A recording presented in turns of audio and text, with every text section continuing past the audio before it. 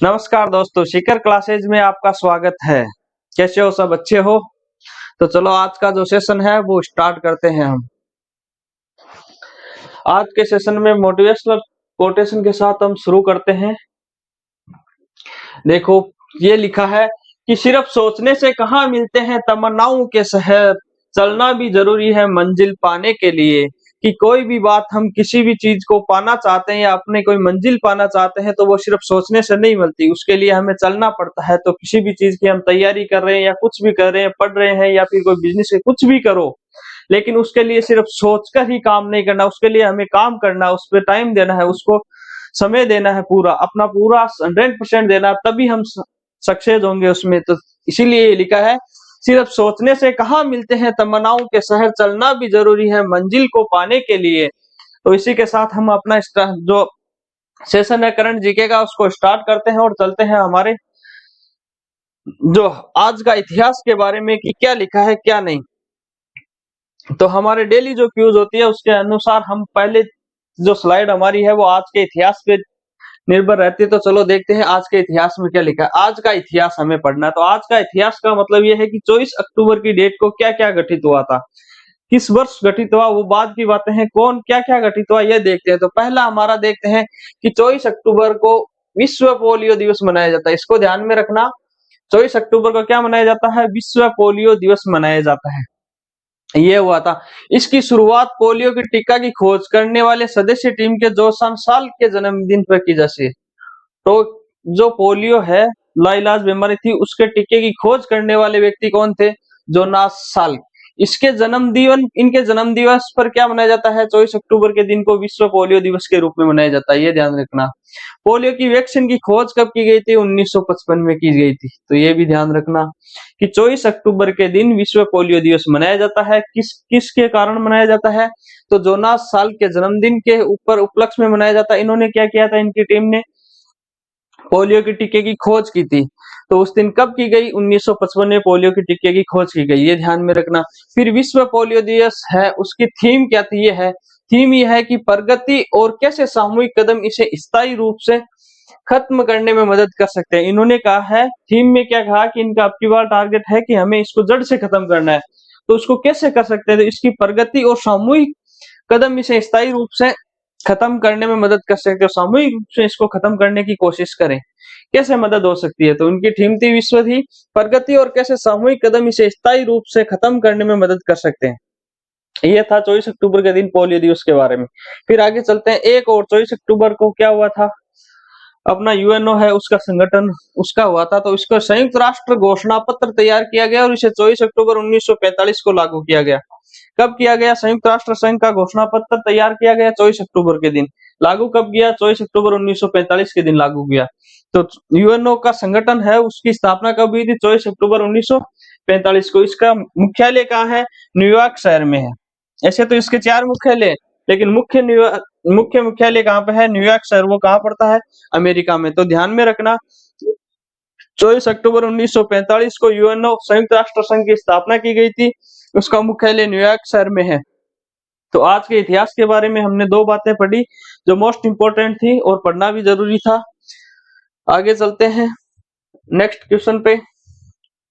तो देखो आज का नेक्स्ट क्वेश्चन क्या है, इसमें लिखा क्या है कि बिशन सिंह बेदी का निधन हो गया, वह किस खेल से जुड़े थे? अब जो भी कुछ खासियत या खास इंसान होते हैं उनके जन्म और बर्थ कभी कभी पूछ लिए जाते हैं। तो इनका ध्यान में रखते हुए बिशन सिंह नाम के व्यक्ति थे, बिशन सिंह बेदी। इसको ध्यान में रखना। निधन हो गया, हाल ही में कल ही हुआ है। किस किस खेल से संबंधित है? तो ये हमें बता, हॉकी, क्रिकेट, फुटबॉल या लॉन टेनिस? तो ये है क्रिकेट से संबंधित। ये भारतीय क्रिकेट के कैप्टन रह चुके हैं बिशन सिंह बेदी, जिनका हाल ही में कल 77 साल की उम्र में निधन हो गया था। इसको ध्यान में रखना। बिशन सिंह बेदी वह किससे संबंधित है? भारतीय क्रिकेट से जुड़े हुए थे और भारतीय क्रिकेट टीम के कैप्टन रह चुके हैं। आगे चलते हैं नेक्स्ट क्वेश्चन पे। तो देखो कितना शानदार पल था वो जब हमारे इसरो इस उपलब्धि को हासिल कर रहा था, और कितनी अच्छी बात है, हमारे भारतीय गर्व की बात है कि आज नासा जो बहुत बड़ी इसरो स्पेस एजेंसी है वो भी भारतीयों से कहती है, इसरो से, कि आपकी टेक्निक हमें दे दो। जो चंद्रयान 3 लॉन्च हुआ था, अभी उसकी टेक्निक मांग रही है। क्या टेक्निक है वो भी हमें हमारे साथ शेयर करो। देखो कितने अच्छे दिन यही होने चाहिए और इसी पे गर्व होता है हमें। तो देखो इसरो ने गगनयान मिशन इसरो ने इसरो के गगनयान मिशन इसको ध्यान में रखना। इसरो के गगनयान मिशन के क्रू स्केप सिस्टम का परीक्षण कब किया गया, ये हमें बताना है। क्रू स्केप सिस्टम का परीक्षण कब किया गया है, ये हमें बताना है। तो इसका उद्देश्य क्या था, पहले तो इसका उद्देश्य देखो क्या था। इसका उद्देश्य था सुरक्षित लैंडिंग और अंतरिक्ष यात्रियों का सुरक्षित बचाव और क्रू मॉडल था। क्या क्या उद्देश्य था इनका, ये बताइए आप। कि इसका उद्देश्य था सुरक्षित लैंडिंग का,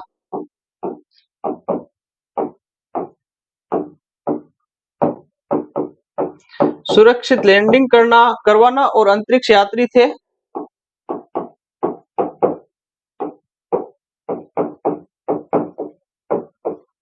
अंतरिक्ष यात्रियों का बचाव।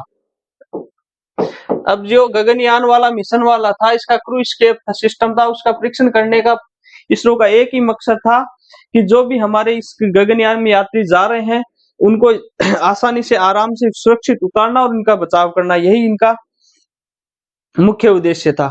अब ये देखो ये हुआ कब था। तो सबको पता है ये कब हुआ था, 21 अक्टूबर के दिन। पहले क्या ये 8:30 बजे होना था, कुछ थोड़ी सी टेक्निकल मिस्टेक की वजह से लेट हुआ 45 मिनट। फिर ये कब हुआ, 10 बजे स्टार्ट हुआ। कहां से किया गया ये, हमारे अंतरिक्ष श्री हरिकोटा अंतरिक्ष केंद्र है उससे।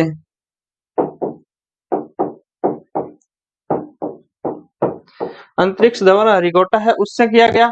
उसके बाद इसमें देखते हैं कब हुआ, कौन से व्हीकल से हुआ। तो इसका टेस्ट व्हीकल का नाम है abort mission TVDI।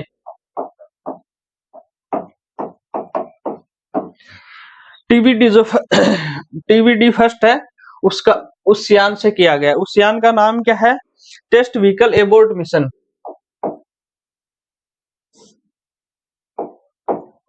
Test vehicle abort mission, उस यान का नाम है TVDI फर्स्ट। इसको ध्यान में रखना। तो इसरो गगनयान मिशन है, क्रू स्केप सिस्टम का परीक्षण कब किया गया, 21 अक्टूबर को किया गया। कौन से यान से किया गया, TVD फर्स्ट से किया गया। उद्देश्य था सुरक्षित लैंडिंग करवाना और अंतरिक्ष यात्रियों का बचाव करना। इसके बाद चलते हैं आगे। आगे एक स्लाइड लेके आया हूं आपके सामने, जो पेपर की कटिंग है।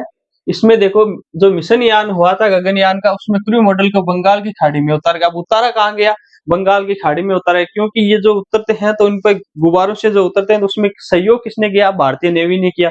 इसको ध्यान में रखना। इसका जो यान था उसका नाम था TD फर्स्ट। इसका सफल परीक्षण कर लिया गया। अब देखो ये हमारा पहला देखो गगनयान यहाँ से स्टार्टिंग की थी इसने। तो देखो श्री हरिकोटा स्थित सतीश धवन केंद्र से अंतरिक्ष को बढ़ाया यान, इसको यहाँ से स्टार्टिंग है। फिर 2 में देखो ऊपर जाके बंगाल की खाड़ी पे ये गुब्बारे हैं ये खुले, तो बंगाल की खाड़ी के ऊपर स्थित क्रू स्केप सिस्टम हुआ और क्रू मॉडल के पैराशूट खुल गए। पैराशूटों की मदद से अंतरिक्ष से नीचे उतारता क्रू मॉडल। क्रू मॉडल का मतलब यहाँ से उतरेंगे कौन, अंतरिक्ष यात्री उतरेंगे, लेकिन अभी इसका परीक्षण किया गया है तो क्रू मॉडल के साथ बंगाल की खाड़ी में उतरा क्रू मॉडल का गगनयान। इसको ध्यान में रख दो, यहाँ से ये उतर गया।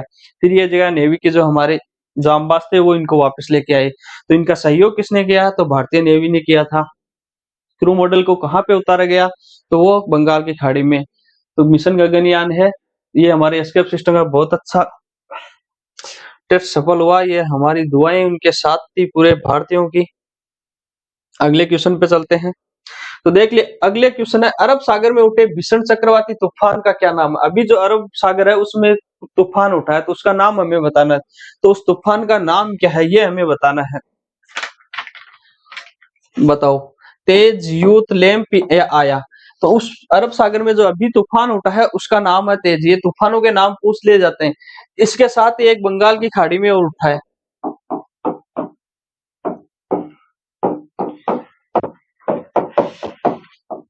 उसका नाम है हामुन। बस ये दोनों तूफान एक साथ उठे हैं, ये पहले उठा है या बाद में उठेगा थोड़ा सा। तो इनका ध्यान में रखा। अरब सागर में उठे भीषण चक्रवाती तूफान का नाम तो तेज है, और जो बंगाल की खाड़ी में एक साथ इसी के साथ उठा है उसका नाम हामून है। इन दोनों का ध्यान में रखना, ये कभी भी पूछे जा सकते हैं। इसके बाद आगे चलते हैं क्वेश्चन पे। नेक्स्ट क्वेश्चन देखो, धोरडो गांव कहाँ पर है, ये हमें बताना है। किस लिए चर्चा में है ये बताओ। UNWTO द्वारा सर्वश्रेष्ठ पर्यटन गांव के रूप में सम्मानित किया गया है। ये गुजरात के किस जिले में स्थित है ये बताओ। पड़ता तो कहाँ है, ये गुजरात में पड़ता है। धोरडो गांव है।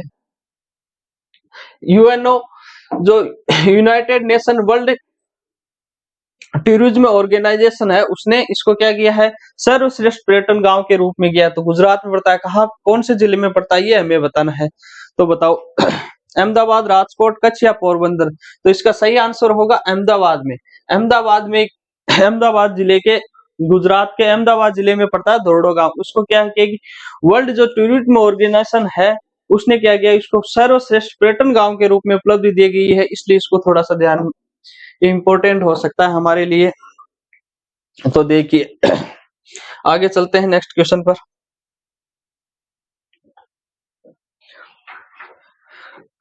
आज का हमारा आगे का क्वेश्चन है, यूके और कौन सा राज्य टिकाऊ जल अपशिष्ट और संसाधन प्रबंधन के लिए स्मार्ट तकनीक परियोजना का सहयोग करते हैं ये बताओ। एक तो यूके है जो यूनाइटेड किंगडम है वो, और एक राज्य हमारा जो भारत का है, वो दोनों मिलकर टिकाऊ जल अपशिष्ट और संसाधन प्रबंधन के स्मार्ट तकनीक का यूज कर रहे हैं, तो परियोजना का सहयोग कर रहे हैं। तो वो कौन सा राज्य है ये हमें बताना है। इसके साथ ही उत्तर प्रदेश, तमिलनाडु, आंध्र प्रदेश या बिहार। तो इसका सही आंसर होगा आंध्र प्रदेश। तमिलनाडु सही आंसर होगा इसका, तमिलनाडु। किसके लिए काम करें, किसके साथ मिल रहे, यूके के साथ मिलकर काम कर रहे हैं। वो राज्य कौन सा है, तमिलनाडु। किसके लिए क्या काम कर रहा है कि जो जल अपशिष्ट है और जल को टिकाऊ संसाधन के रूप में प्रबंधन स्मार्ट तकनीकी परियोजना में सहयोग कर रहे हैं। तो वो कौन कौन से, तमिलनाडु राज्य है भारत का, और यूनाइटेड किंगडम के साथ ये मिलकर काम कर रहा है। चलो आगे चलते हैं नेक्स्ट क्वेश्चन पे। अब देखो, एक हमारे बीच में एक स्लाइड में आपके साथ में शेयर करने के लिए आया हूँ।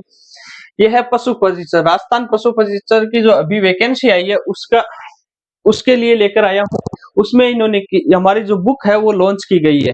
तो इसको, इस बुक को लेने के लिए आप हमारे ऐप सीकर क्लासेज को डाउनलोड करके हमसे जुड़कर फिर इसके अंदर जो ऑप्शन आएगा उससे आप अपनी बुक खरीद सकते हो।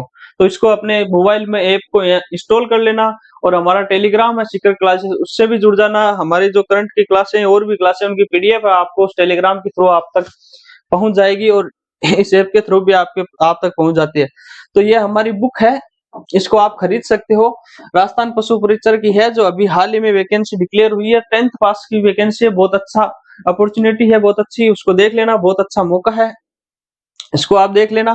और ये बुक हमसे ले सकते हो आप, किससे, सीकर क्लासेस के ऐप से ऑनलाइन मंगवा सकते हो, और ऑफलाइन लेना हो तो सिर्फ सीकर में उपलब्ध है। चलो फिर आगे अपने क्वेश्चन पे चलते हैं। देखो, आज का क्वेश्चन है हमारा आगे का कि the river swing colonialism to operation किसके द्वारा लिखी गई। एक बुक का नाम है, बुकें हमें पूछी जाती है तो ये हमारे लिए इंपॉर्टेंट हो जाता है। The river swing colonialism to operation किसके द्वारा लिखी गई, ये हमें बताना है। तो इस पुस्तक किसके द्वारा, अशोक टंडन, अमिताभ मुखर्जी, खुशवंत सिंह या विक्रम चंद्र राय।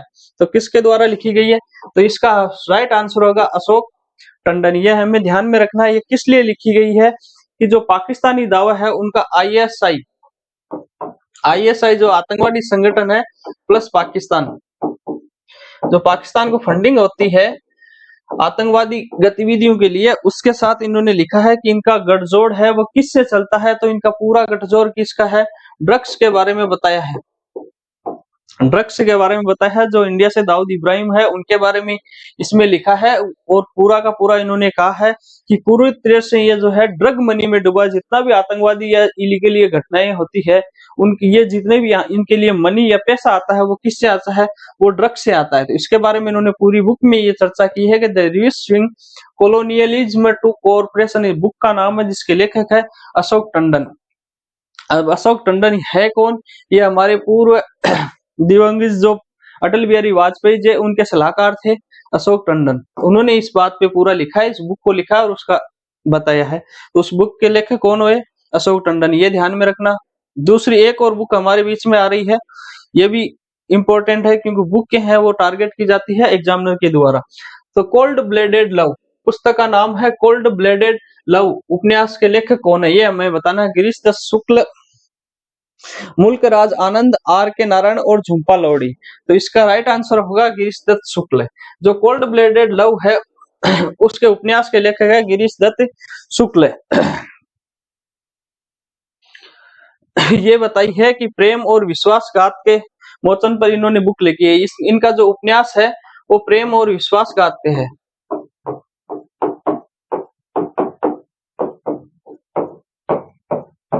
प्रेम और विश्वासघात पे है पूरा। तो कोल्ड ब्लेडेड लव है वो किसकी है? गिरीश दत्त शुक्ल की है।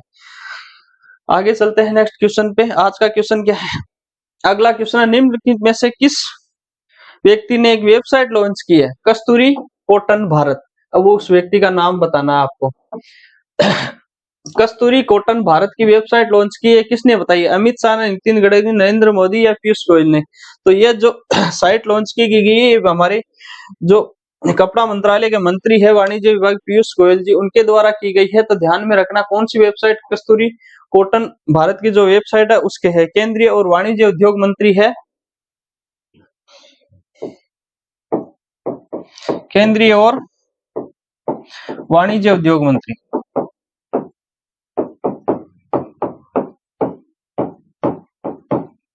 कौन है? हमारे पीयूष गोयल जी है। उनके द्वारा कौन सी वेबसाइट लॉन्च की है? कस्तूरी कॉटन वेबसाइट भारत है, इसको लॉन्च किया गया। इसका मुख्य उद्देश्य क्या है कि जो अपना भारत में जो कॉटन विकसित होता है, जो एकदम मुलायम सफेद और ताजा रेशमी जो कॉटन है, उसको बढ़ावा देने के लिए, उसको अंतर्राष्ट्रीय स्तर पर एक मार्केटिंग प्लेटफॉर्म उपलब्ध करवाने के लिए ये वेबसाइट लॉन्च की गई है कस्तूरी कॉटन भारत। किसके द्वारा की है? पीयूष गोयल जी के द्वारा। केंद्रीय उद्योग मंत्री, वाणिज्य और उद्योग मंत्री है, इन्होंने किया है। और ये बताओ 7 अक्टूबर के दिन क्या मनाया जाता है? तो वो मनाया जाता है विश्व कपास दिवस। विश्व कपास दिवस, ये ध्यान में रखना कि विश्व कपास दिवस कब मनाया जाता है? तो 7 अक्टूबर को मनाया जाता है हर साल। और इसी के टाइम पर उन्होंने कस्तूरी कॉटन भारत एक वेबसाइट लॉन्च की है।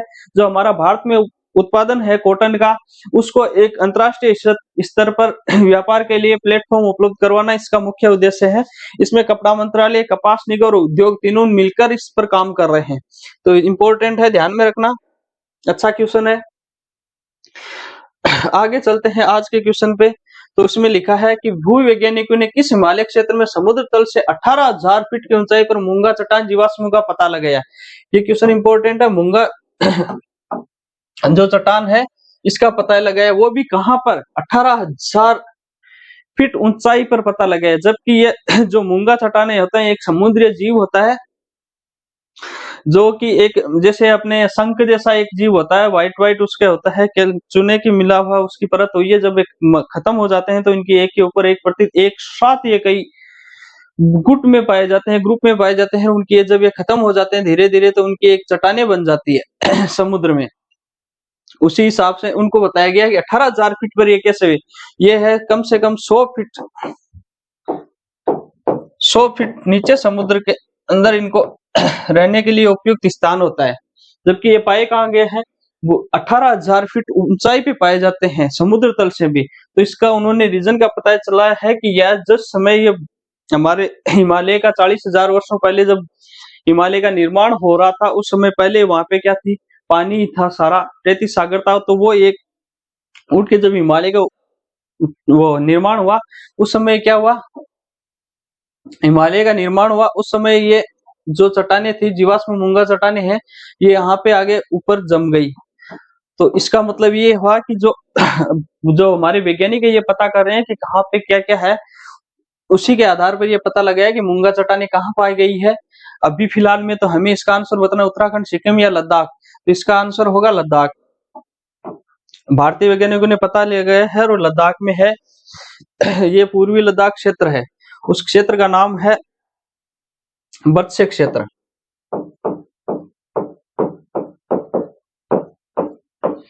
वत्स्य क्षेत्र है कहाँ पे है? पूर्वी लद्दाख का।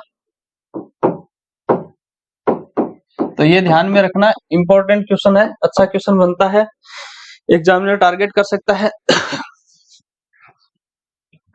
आगे चलते हैं,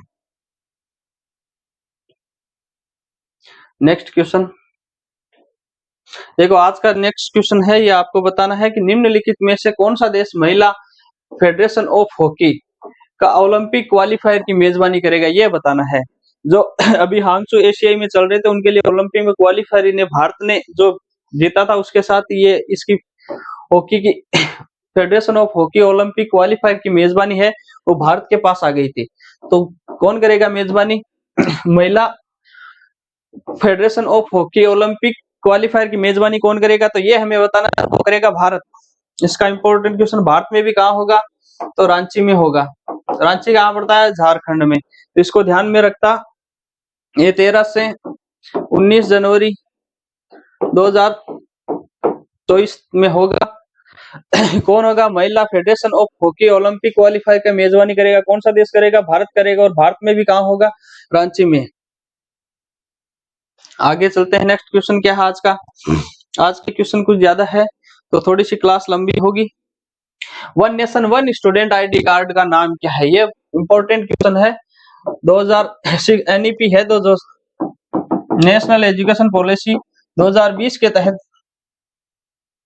इसका उद्घाटन किया गया है। One nation one student ID card, जैसे आधार कार्ड है one nation one student card, वैसे ही बनाया गया है। उसका नाम हमें बताना है, अपार आईडी या छात्र आईडी या अनुगामी आईडी या चेला आईडी। तो इसका राइट आंसर होगा अपार आईडी। अपार आईडी है, अपार ID. One nation one student ID card का नाम है अपार आईडी। इसके लिए क्या करना होगा? ये एक एनईपी 2000 शिक्षा नीति, जो 2020 की शिक्षा नीति आई उसके तहत बनाया गया है कि सभी जितने भी स्टूडेंट है भारत में उनके लिए एक स्पेशल अपनी एक ही आईडी होनी चाहिए, जिससे पूरे स्टूडेंटों का डाटा एक साथ रहे। तो ये है एक स्वचालित स्थायी शैक्षणिक खाता रजिस्ट्री है। स्वचालित स्थायी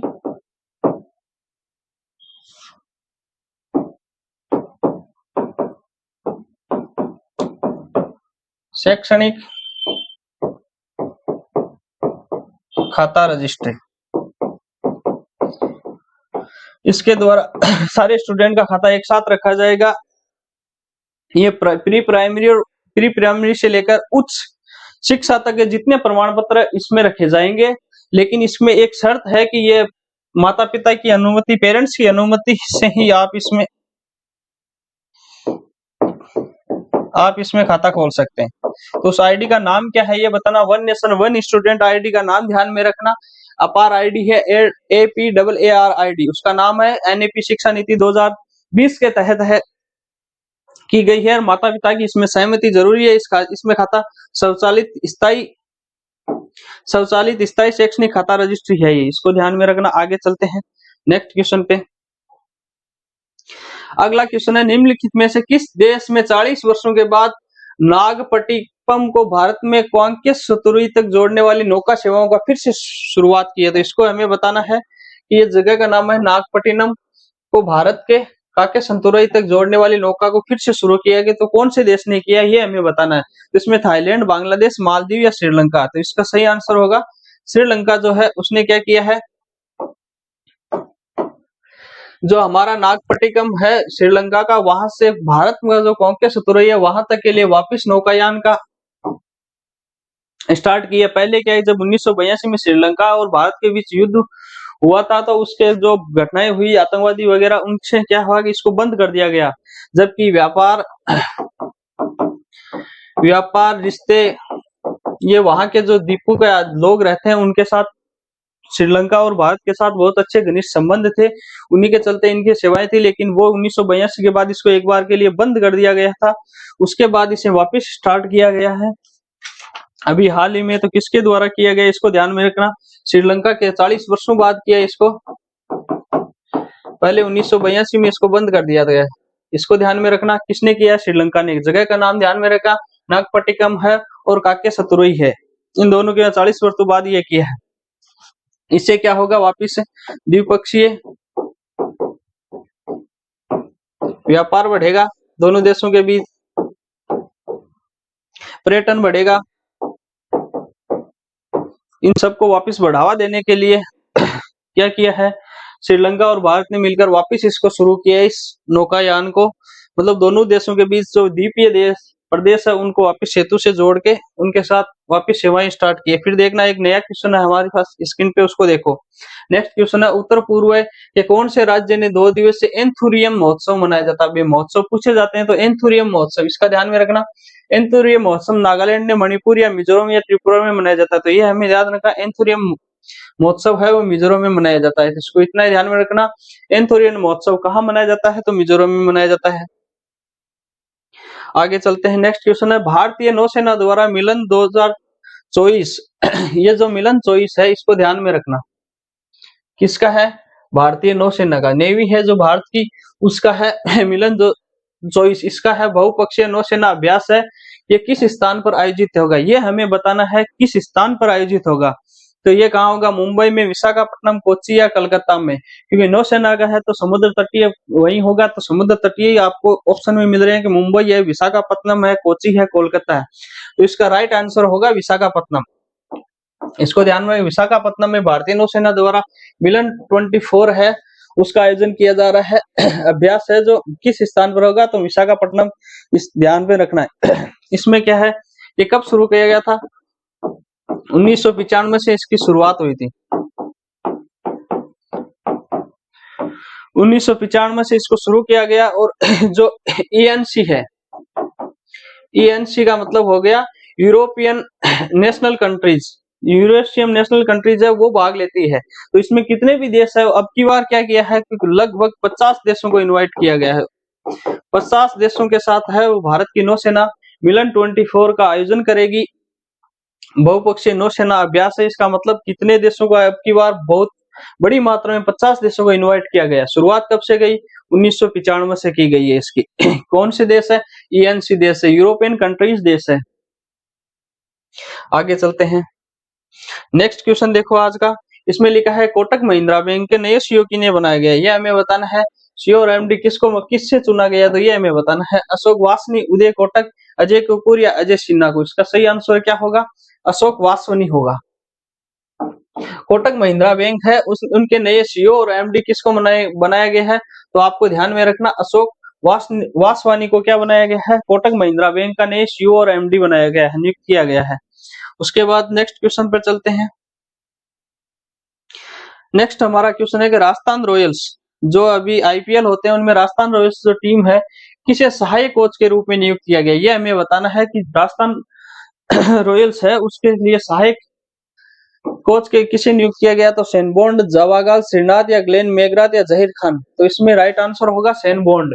सेनबोन्ड को क्या किया गया है, राजस्थान रॉयल्स में सहायक कोच के रूप में नियुक्त किया गया है। आगे चलते हैं नेक्स्ट क्वेश्चन पे।